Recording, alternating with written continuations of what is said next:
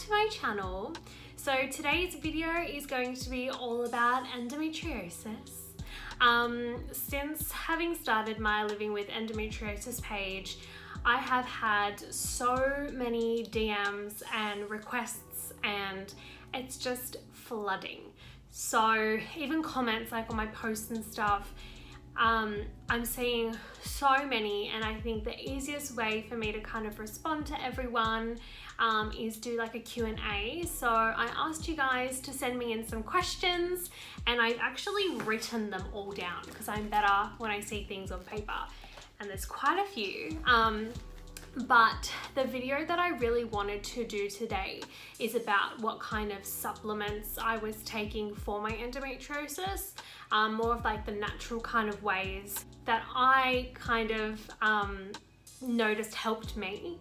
And that was the whole video that this was going to be, but then I changed it to a Q&A, and most of the questions that were coming through were about kind of supplements anyway, and a lot of the questions kind of blend in with kind of the supplements that I wanted to talk about. So I do have some notes here and your questions because I needed to write everything down. So if I'm looking down, this is why.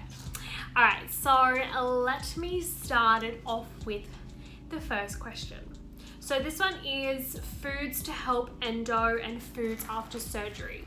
So I have done a previous video, and I'll link it down below, on kind of how I managed my endometriosis through my diet. Pretty much in a really small breakdown, I found that keeping my fats higher than my carbs to really help me. Again, I'm not a nutritionist, I'm not a doctor, I'm not a specialist. This is just what works for me.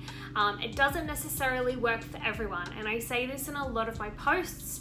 Foods and endometriosis is all trial and error. You have to see what works for you. I realized that keeping like a food diary, or I would just use like MyFitnessPal just to track everything that I was eating, and then kind of see, okay, what makes me feel sick, what makes me flare up, what makes me bloat, and then I just kind of started eliminating some foods, and then I found a really good end result. So high fats, healthy fats, of course, because a lot of that has a lot of anti-inflammatory in it anyway. So like things like avocado, heaps of like walnuts, and like salmon, so like high kind of fatty fish. So that's what I realized kind of helped me. And yeah, when I lessened my carbs, I don't know if it was the grains or like kind of the wheat or what kind of flared me up the most, but if I had really high like carbs, I'd be like, whew, I'd bloat tremendously and be in quite a lot of pain and discomfort. So that's what worked for myself. Okay, next question. What pain relief worked for you? So the pain relief that worked for me, I tried to keep things as natural as possible, to be honest. I only turned to kind of prescription medication when I really, really needed it. And after my excision surgery, I found that, look, it took a few months to kind of recover from excision surgery and see results.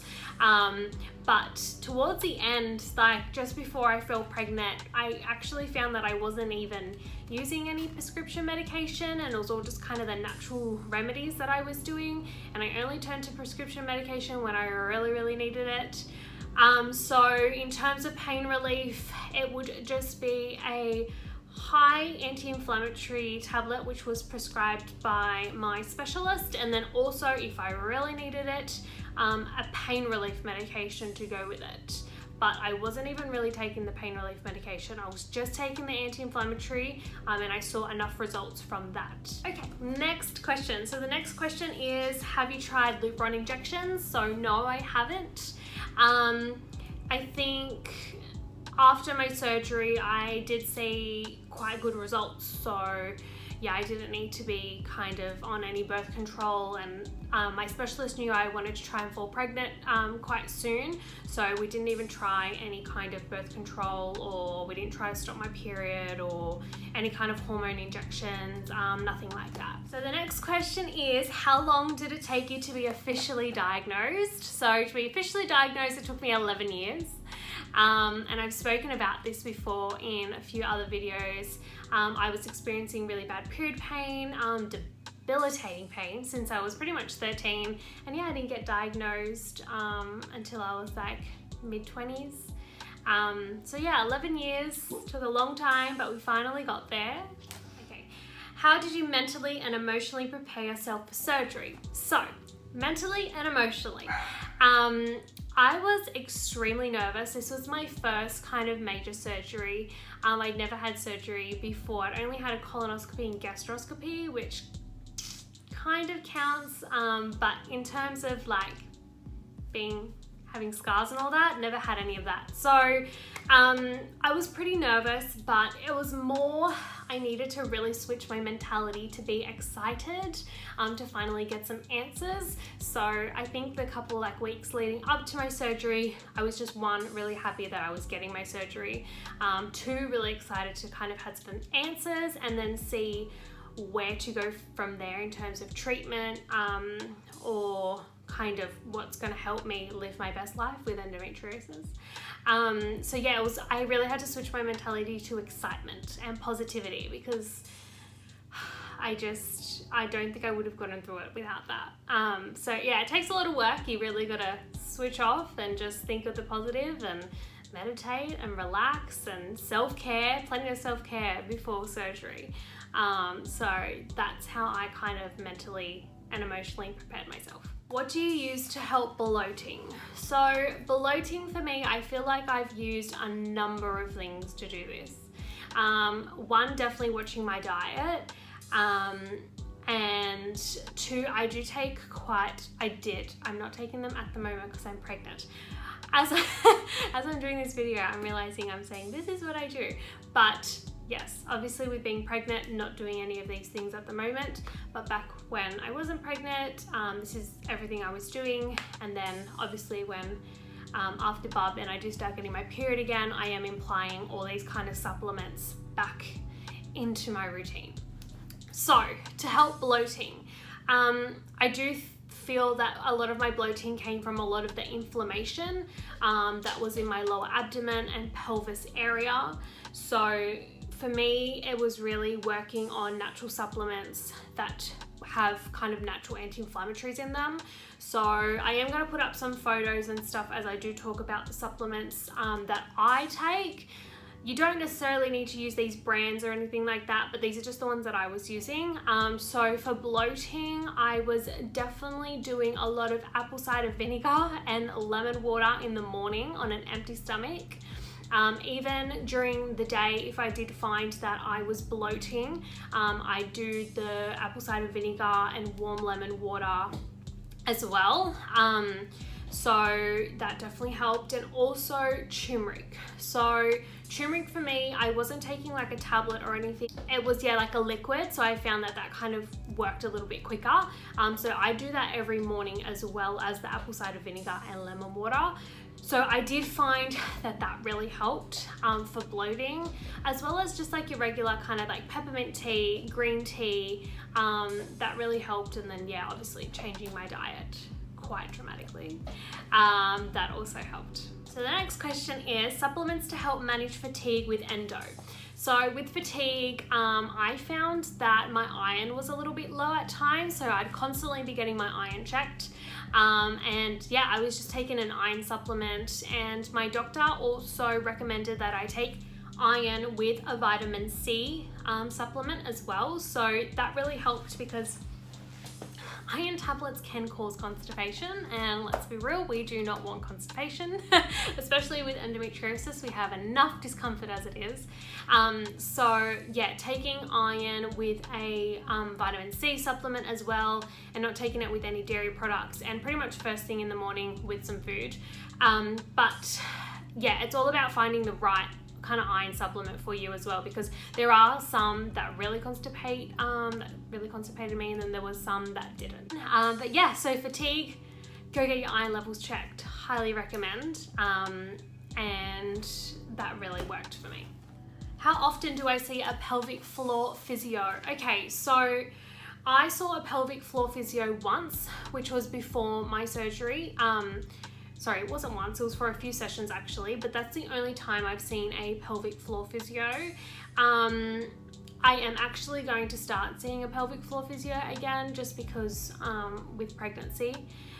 So what we found with my old pelvic floor physio is that my muscles are really contracted, my pelvic muscles, so especially when I'm in intense pain or in a flare-up, so they contract a lot and that can actually cause more pain. So we were trying to really relax those muscles and kind of figure out how I'm going to relax those muscles. So she gave me a whole bunch of like exercises to do, and they did really start to help. So I do recommend seeing a pelvic floor physio. What is your advice for a first-time laparoscopy? How can I prepare myself? Okay, so my advice for preparing for a laparoscopy: pack your hospital bag. It's almost like you're going away, but you're not. So I actually ended up spending 2 nights in hospital, so be prepared for that. I'd say nice, comfortable pajamas, underwear that is 3 times bigger than your usual size, just to have comfort around the abdomen area. Peppermint water really helped with gas pain, so I'd really say that. Large pads, because sometimes you do bleed after surgery. Headphones just to listen to music and switch off for a little bit. Your phone charger. A pillow for the ride home. So that's really important, because when you're getting out of bed, you want to kind of hold your pillow down on your abdomen area, just to help more support. Even if you're going to laugh, if you're going to sneeze, if you're going to cough, press the pillow down and it kind of really helps. So that really helped. Comfy clothes for leaving the hospital. I was literally in a sloppy joe and really baggy trackies the whole time. So that really helped as well as like your face wipes, your toiletries, maybe some dry shampoo if you want. Just things to make you feel a lot better and fresher, because I didn't shower until the second day, I think it was. Yeah, because I just physically, I couldn't really get out of bed that much. So yeah, anything that's going to make you feel happy, something to keep you distracted. Take some colouring in or drawings or books to read, magazines, literally anything to keep you happy and distracted. And in terms of kind of mentally as well, like I said before, just keep positive, stay happy, be excited that you're going to have some answers and some relief. I found that really helped me as well. Oh, another quick thing, something that I found really helped, which some people like think it's a bit weird, but I found that it was really good. I did a lot of pampering kind of like the day before, which is really weird, but like, to be honest, I was in bed for like a good week after my lap, nearly even 2 weeks. So for me, I just didn't want to feel, you know, I wanted to feel good about myself. So get your eyebrows done. If you have lashes, get your lashes done. Get your hair done if you want, or like, you know, wash and blow dry it the night before so you feel good. Kind of face masks. Take your nail polish off and kind of file them down and make them look nice, because you can't wear nail polish in surgery. So yeah, it was just like little tips like that, just to make me kind of feel better about myself. So that was another tip that I had. Here's another question. Did your bladder fall asleep after excision surgery, making it hard to pee? Yes, I have done a post about this. So I got what was called a lazy bladder. So it's pretty much, they put a catheter in to do your surgery. I actually didn't even know I had a catheter in. They could have told me like just before they put me under, and I didn't remember when I woke up. So yeah, for a good 2 hours or something, I didn't know I had a catheter in, and I was wondering, why haven't I gone to the bathroom yet? Why haven't I peed yet? What's happening? I've drunk so much water, what's going on? And then my partner was like, actually you're peeing right now, because you could see the bag, which I couldn't. So when they took the catheter out, yeah, I actually got something that was called a lazy bladder. And then we're going to follow on to the next question that I had with this as well, because it kind of caused a bit of complications. So I got a lazy bladder.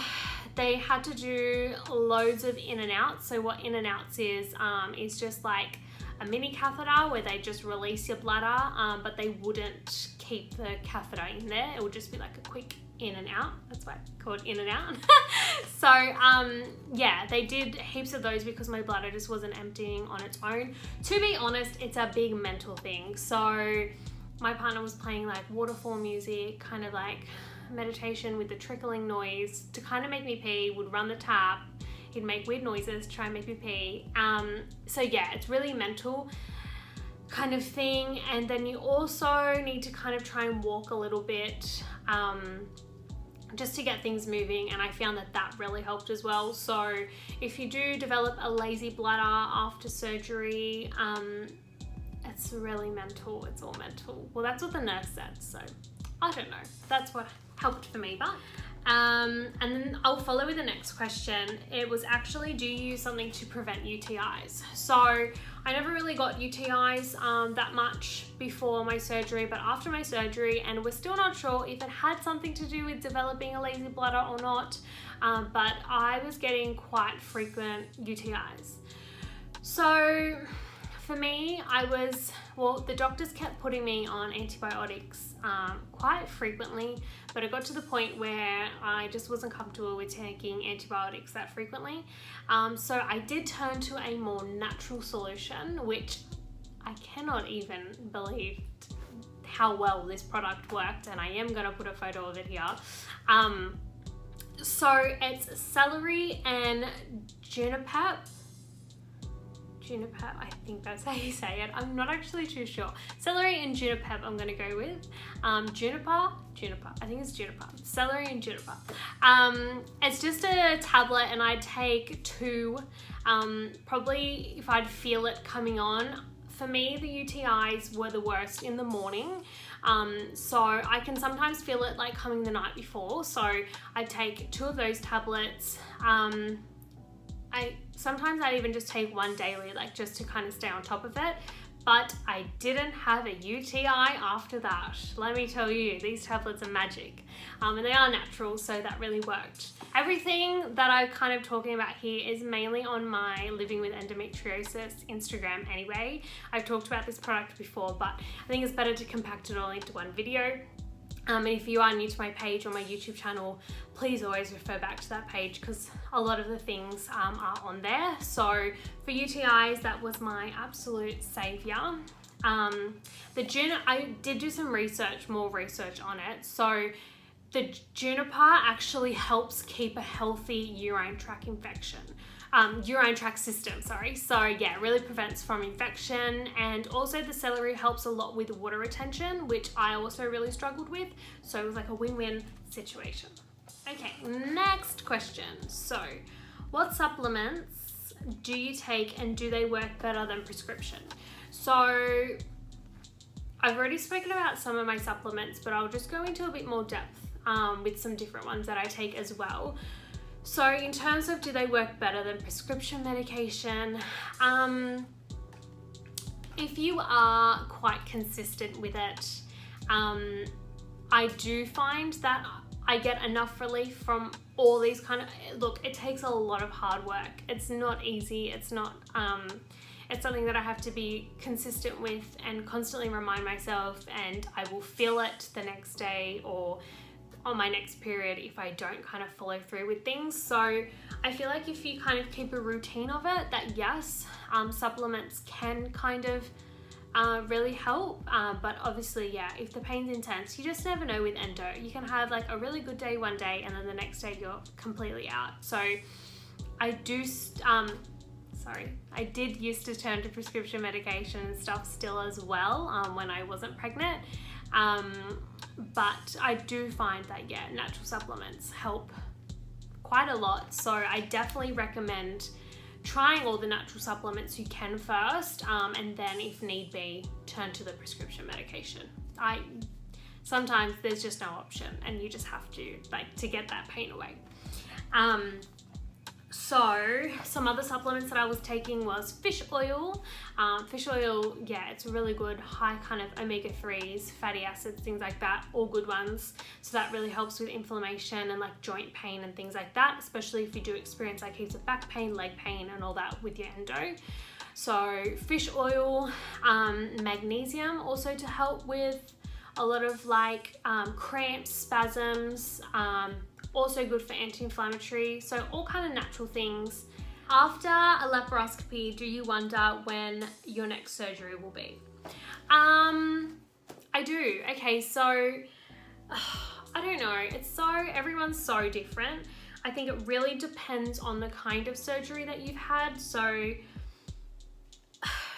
it's hard to tell. Some women have so many surgeries, and my heart goes out to them ridiculously. And then some women only have a few. So I do wonder when mine will be, especially after I have bub. I'm really interested to see how my kind of periods take off and what happens, I guess. You just never know. So I try not to think about it. But obviously if I need more surgeries in the future, I'm all for it. But for now, I'm really happy with how my endo kind of symptoms were going before pregnancy. So I'm somewhat hoping that my endo symptoms, with all the kind of natural things and, you know, prescription medication if need be, helps to prevent some surgery for a while. I'm hoping that will work. So another question I have here is, how do you support a best friend with endometriosis? So I love this question. I think supporting someone with endometriosis is really important. So it's really important to be super kind, super understanding, and just there to listen as well. Endometriosis is something I feel like maybe people don't understand unless you're going through it. The kind of pain and things that we have to go through mentally and physically, it's a lot, and sometimes people don't understand. So I think the more understanding you are, and just showing that you care and support them is so important. Just little things like just sending them a text just to check up on them, or not forgetting to invite them to things, because it's hard living with endometriosis and trying to maintain a social life. Sometimes we are really sick and flaring up and we can't attend things, and we don't know when it's going to be a flare-up day. So I think just showing that support, checking in on them, keep inviting them to things even if they can't go, and just showing them that you care. That's all like a woman with endometriosis wants. Just someone to kind of listen to them and show them validation that yes, your pain is real and I understand and I'm here for you, and just listening to them. So I think that's really important. So the next question is, second last question. I've had surgery 6 months ago, and the last few days I've had endo pain in the same spot. So in terms of surgery, there's there is 2 types of surgery that you can have. So there's kind of 3. So I've seen recently that a lot of people are just getting diagnostic kind of laparoscopies, so where they just go in and have a look if there's endo there, and they don't actually remove it yet. Yeah, I'm not sure about that. I definitely, if you're in that kind of position, see an endo specialist so that they can remove it while they're in there. That just saves you from going back under.